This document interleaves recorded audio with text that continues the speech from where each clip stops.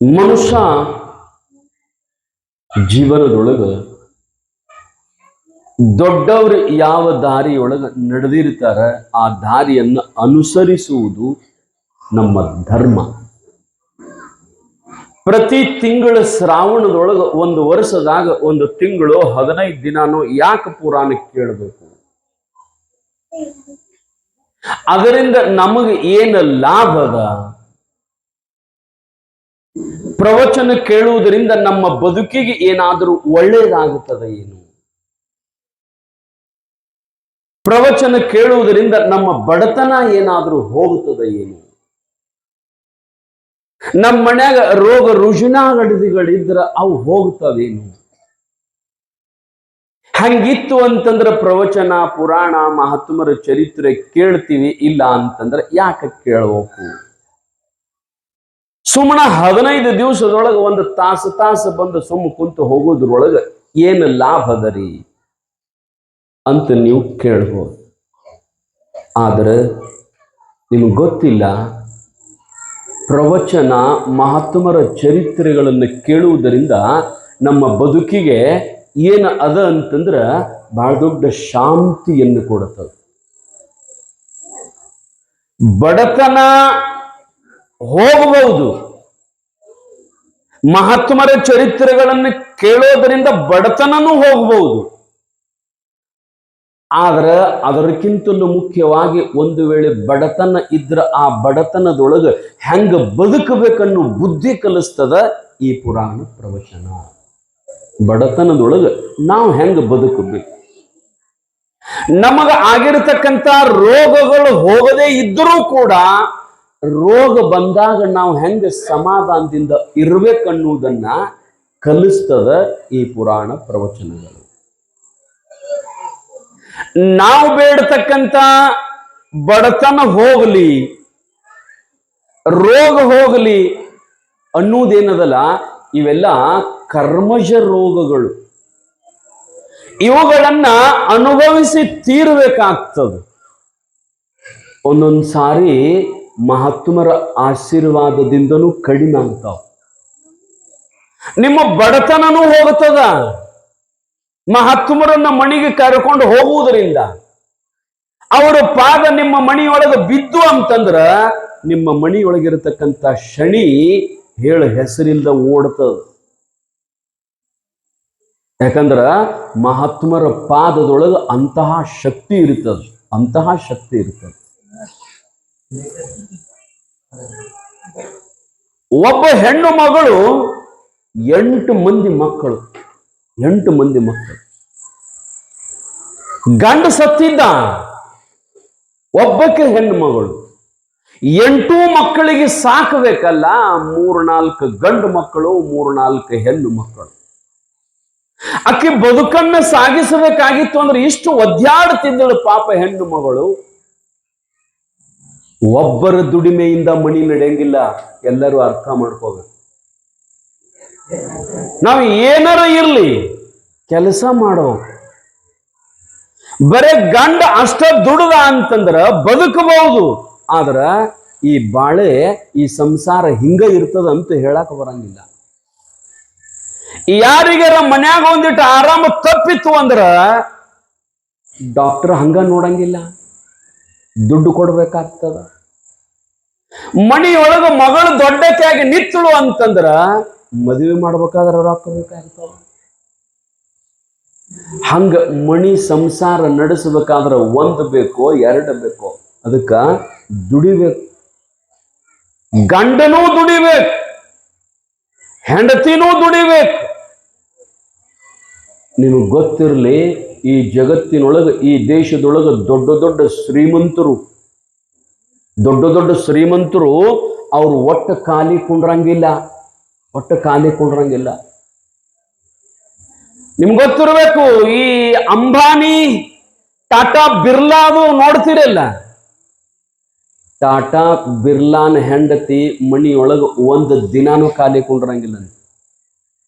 ಮತ್ತೇನು ಮಾಡ್ತಾಳ್ರಿ ಅಂತಂದ್ರೆ ಟಾಟಾ ಅಂತ ತಿಳ್ಕೊಂಡು ದೊಡ್ಡೊಂದು ಉಪ್ಪಿನಕಾಯಿ ಅದ ಅವ್ರ ಕಂಪನಿದು. ಮನ್ಯಾಗ ಉಪ್ಪಿನಕಾಯಿ ತಯಾರು ಮಾಡಕ ಕೆಲಸ ಮಾಡ್ತಾಳ ಅವನ ಹೆಂಡತಿ.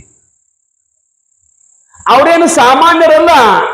ಈ ದೇಶದೊಳಗ ಶ್ರೀಮಂತರ ಲಿಸ್ಟಿನೊಳಗ ಅವ್ರ ಹೆಸರದ. ಇಡೀ ಜಗತ್ತಿಗೆ ಇಡೀ ದೇಶಕ್ಕನ ಸಾವುಕಾರತಾನ ಮಂದಿ ಒಳಗ ಲಿಸ್ಟ್ ಅದ. ಆದ್ರೂ ಅವ್ರು ಖಾಲಿ ಕೂಡ್ರಂಗಿಲ್ಲ. ನಮ್ಮ ಮನ್ಯಾಗ ಒಂದ್ ಇಟ್ಟಿತ್ತಂದ್ರ ನಮ್ಮ ಮುಂದೆ ಅದಾರ ಯಾರ? ನಾವೇನು ಕಡಿಮೆ ಅದೀವನ್? ಊರಕ್ಕೊಂಡು ತಗೊಳ್ಳುವಲ್ಲಿವನ್ ನಾವು? ನೋಡ್ರಿ ಎಷ್ಟು ಬರ್ತದ ನಮಗೆ. ನೀವು ಗಳಿಸು ಸಲಾಗಿ ತಿನ್ನಬೇಡ್ರಿ, ತಿನ್ನೂ ಸಲಾಗಿ ದುಡಿರಿ. ಖಾಲಿ ಪುಗುಶಟ್ಟಿ ತಿನ್ನಬಾರ್ದು ಯಾವತ್ತು. ಇವತ್ತು ಊಟ ಮಾಡ್ತಾನಂದ್ರ ಆ ಊಟವನ್ನ ತಯಾರು ಮಾಡ್ಬೇಕಾದ್ರ ನನ್ನ ಪರಿಶ್ರಮ ಏನದ, ಇದನ್ನ ತಿನ್ನಕ ನಾ ಅಧಿಕಾರ ಏನದಿ ಮನ್ಯಾಗ. ತಂದಿ ಮನ್ಯಾಗ ದುಡಿದು ತಂದಿಡ್ತಾನ, ತಾಯಿ ಮನ್ಯಾಗ ದುಡಿದು ತಂದಿಡ್ತಾಳ. ದುಡಿಲಾರದ ಮಕ್ಕಳ ತಿಂದ ಅಡ್ಡಾಡ್ತಾವಂತಂದ್ರ ಅವ್ರ ಮಕ್ಕಳಲ್ಲ. ನೀನು ಉಣ್ಣುವ ಅನ್ನದೊಳಗೆ ನಿನ್ನ ಪರಿಶ್ರಮವನ್ನು ಹುಡುಕಾಡ್ಬೇಕು. ನೀನು ಉಣ್ಣುವ ಅನ್ನದೊಳಗೆ ನಿನ್ನ ಪರಿಶ್ರಮ ಏನದ? ನಾನು ತಿನ್ನುವ ಅನ್ನದೊಳಗೆ ನಾ ಇದ್ರೊಳಗೆ ಏನ್ ದುಡ್ದೀನಿ? ನೀ ದುಡ್ದಿದ್ದಿ ಅಂದ್ರ ಮಾತ್ರ ನಿನಗೆ ತಿನ್ನಕ ಅಧಿಕಾರದ, ಇಲ್ಲ ಅಂದ್ರೆ ಇಲ್ಲ.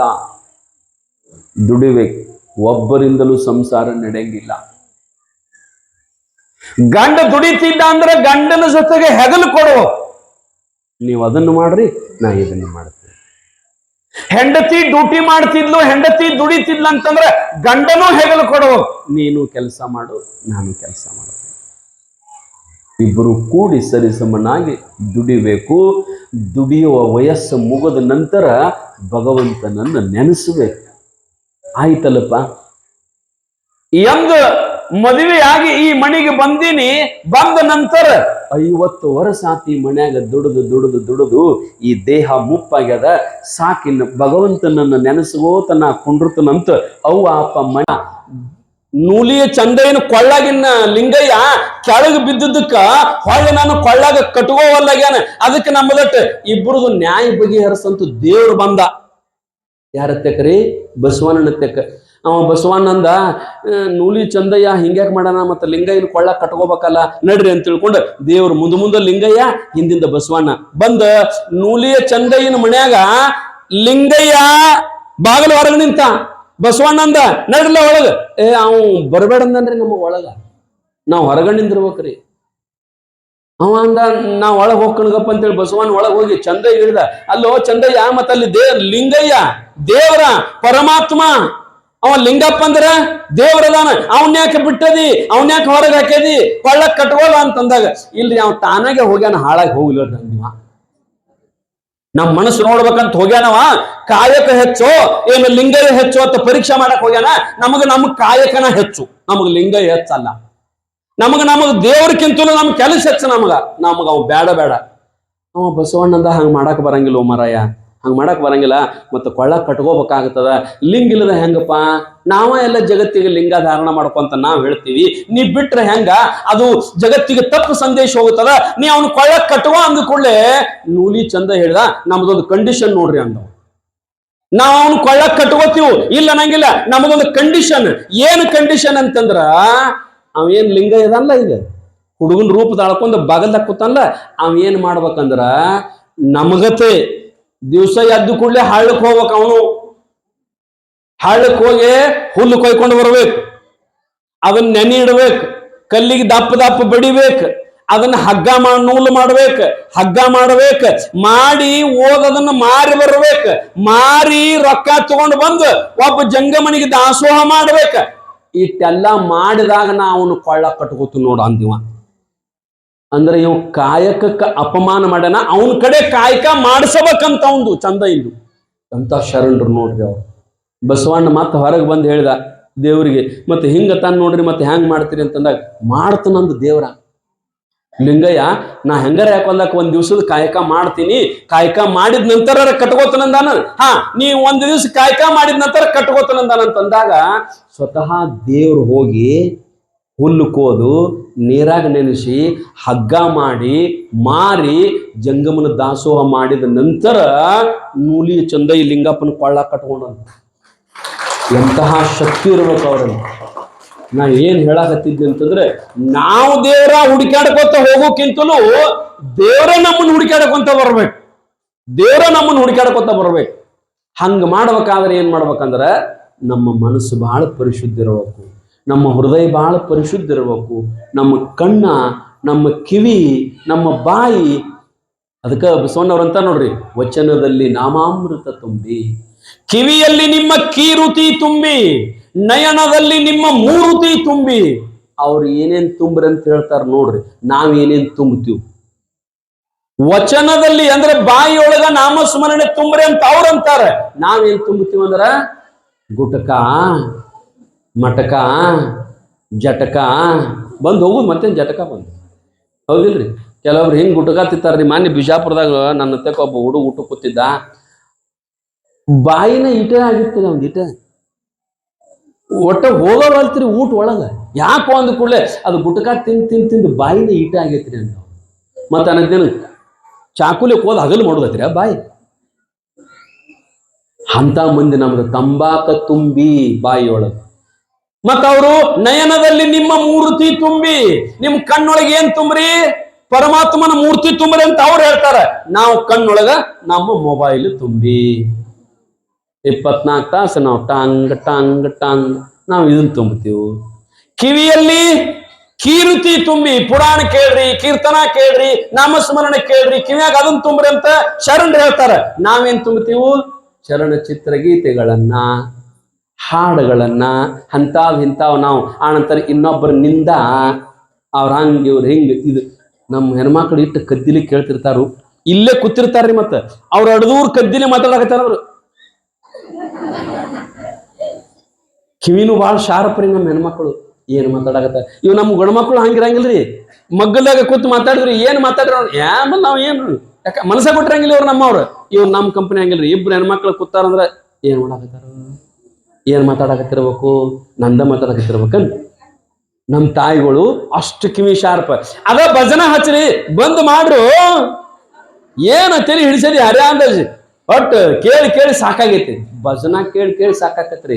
ಯಾರ್ದಾರ ಮಾತು ಕೇಳುದಾದ್ರ ಕಿವಿ ಕೊಟ್ಟು ಕೇಳ್ತಾರ ನಮ್ಮವ್ಗಳು. ಮತ್ತ ಅದಕ್ಕೆ ಲಗುಟ್ ಕಿವಿ ಕಣ್ಣ ಯಾಕೆ ಹೊಕ್ಕಾವ್ರಿ? ಅದ್ರ ಸಂಬಂಧ ಹೋಗ್ತಾರು. ಕಿವಿನೂ ಹೊಕ್ಕವು, ಎಲ್ಲ ಹೊಕ್ಕವು, ಹಲ್ಲು ಹೊಕ್ಕವು. ಅದಕ್ಕೇನಪ್ಪಾ ಅಂತಂದ್ರೆ ಪರಮಾತ್ಮನ ನಾಮಸ್ಮರಣೆಯನ್ನ, ಪಾಂಡುರಂಗನ ಧ್ಯಾನವನ್ನು ನಾವು ಮಾಡಿ ಈ ಜನ್ಮವನ್ನು ಉದ್ಧಾರ ಮಾಡ್ಕೊಳ್ಬೇಕಂತ ಹೇಳಿ 2 ಮಾತುಗಳಿಗೆ ವಿರಾಮ ಮಾಡೋಣ.